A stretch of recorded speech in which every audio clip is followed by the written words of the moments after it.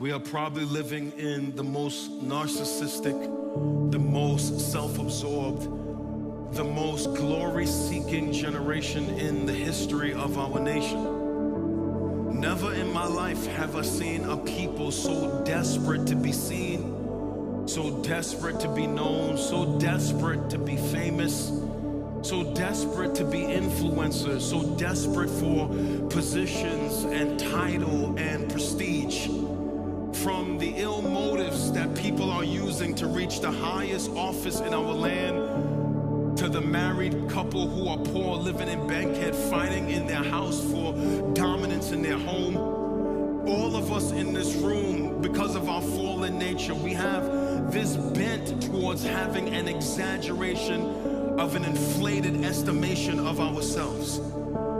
Too many of us think more highly of ourselves than we ought to.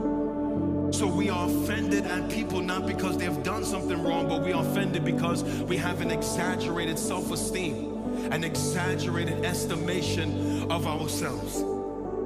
For so often in our society, we see this manifest itself in society in unhealthy ambitions, in vain ambitions. We see this manifesting itself in toxic fights for comparison and compromise and competition and fighting one another for seats at the table and who's the better person over this. We see people fighting on ministry teams and people fighting for songs and people fighting to be on platforms, and everybody got something to say. Everybody is a sage. Everybody got an IG live.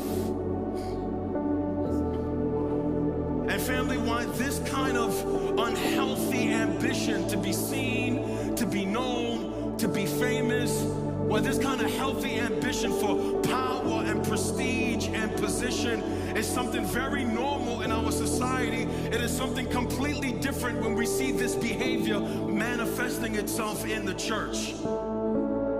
I want to remind all of you who are sitting in this room right now that this thing that we are a part of, this thing we call the gathering of the saints, this thing we call the church, although it has been infiltrated by man-made doctrines and secular humanistic doctrines and perverted doctrines, and although we look at it for all its perversions, I do want to remind you that this thing we call the church, this thing we call in Greek the ecclesia of Jesus, which does not mean a building, I want you to stop